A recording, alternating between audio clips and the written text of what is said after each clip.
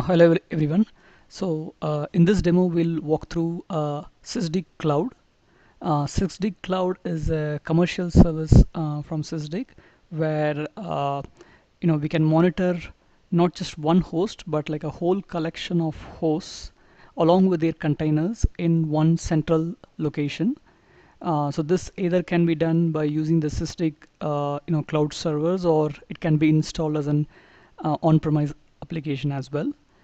So this has much more capabilities than Sysdig and Cystic, because we're able to monitor it as a central location, so we can do a lot of grouping, not just at the individual host level but across the cluster. For this particular case, I have used the Sysdig cloud on a 14-day trial period. So for this particular demo, so I'm going to use the trial version.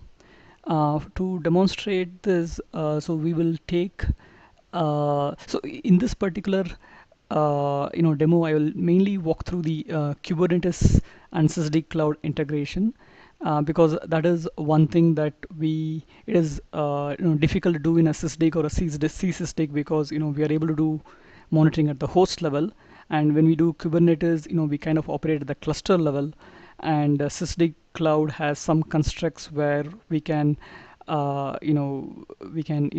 look at things at the complete cluster when we do the monitoring. So this is the the demo Guestbook application that we will use to demonstrate some of the capabilities.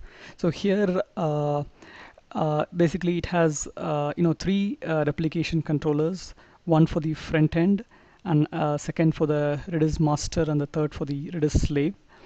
And so the front end replication controller has three pods. The Redis master has one pod, and the Redis slave has two pods. And the front end service will access the Redis master and the slave. So the first step to create this would be, like in my case, I've used AWS to create this the Kubernetes cluster.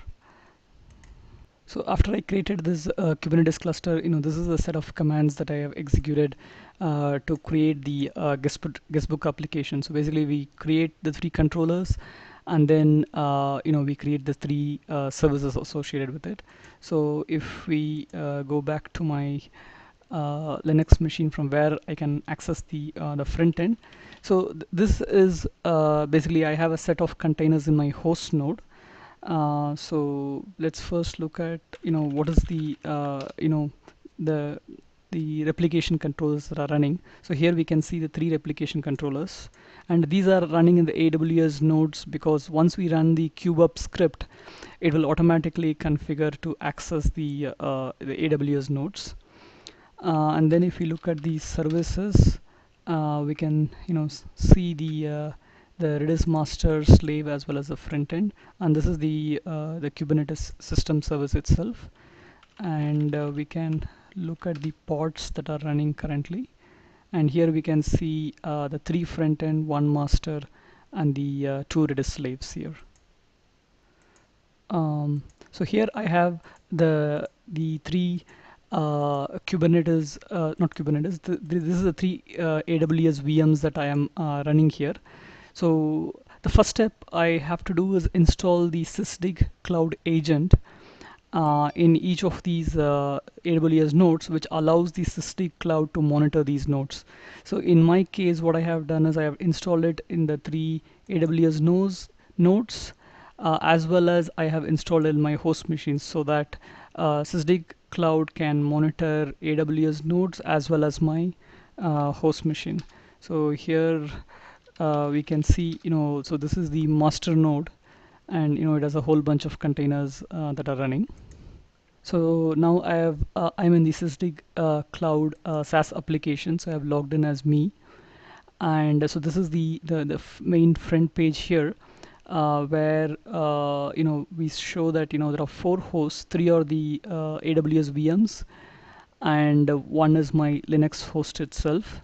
And then it shows the containers, the container images. I have kind of grouped into namespaces. Those are the three groups it shows here. And when you want to add your cloud providers or agents, you can use this tab here.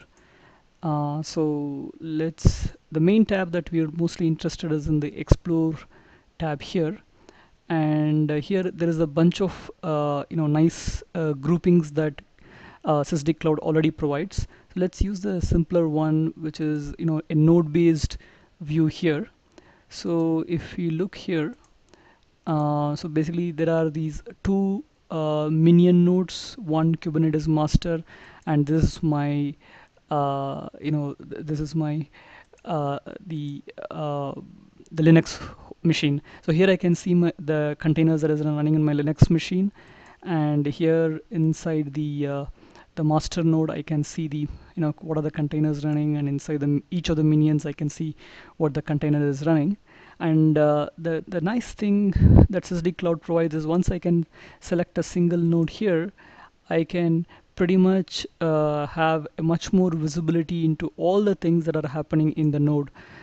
Starting from, let's say I want to look at the network connections, I can see all of the network connections that are happening in the particular node that I have selected. So let's say that I want to look at overview by the containers. So it shows all the containers in terms of what is the CPU memory usage that is on that particular node at the container level. We can look at the top processes that are in that particular node with the container visibility, and then we can look at the CPU usage. So this gives a nice nice GUI based view of looking at what is happening within the single node. So this has we can zoom in and get like a good level of detail here. The only problem with this approach is in terms of the number of things that is happening, like in this particular view, because there are a lot of containers that are running. It is very difficult to kind of make sense out of it, because we don't have any Kubernetes visibility here. And okay, so I'll come to how do we get the Kubernetes visibility. And this is the network traffic, so I can kind of look at very deep down into what is happening at the node level, at the container level. What is the traffic that is going in and out. The Kubernetes view that I like most is this grouping that Sysdig Cloud by default provides. So basically, this is basically the grouping is done at the high level at namespace. Next is the replication controller. Next is the pod, and the last is the container. So this is pretty much the Kubernetes construct.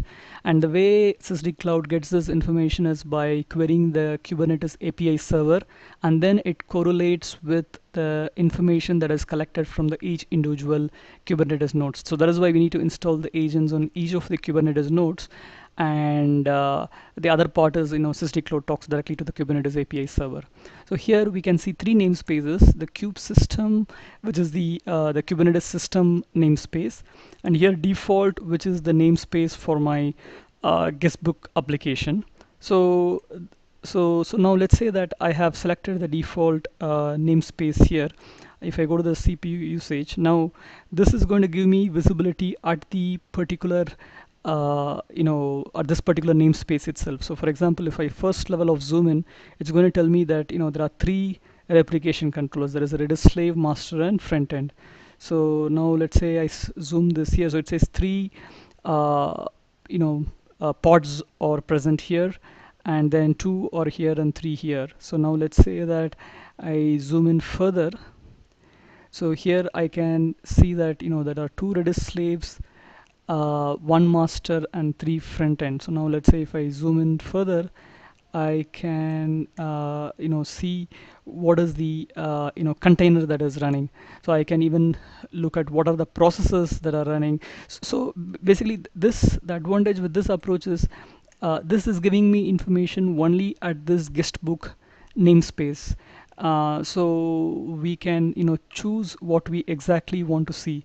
See, for example, if I look at the container overview, so I'm going to see the containers that are running in this particular namespace. Same for if I look at the the process level view, I can see all the things that are happening at that particular container level. So this this I feel is like very good integration of Kubernetes with containers and with monitoring. Thanks for watching.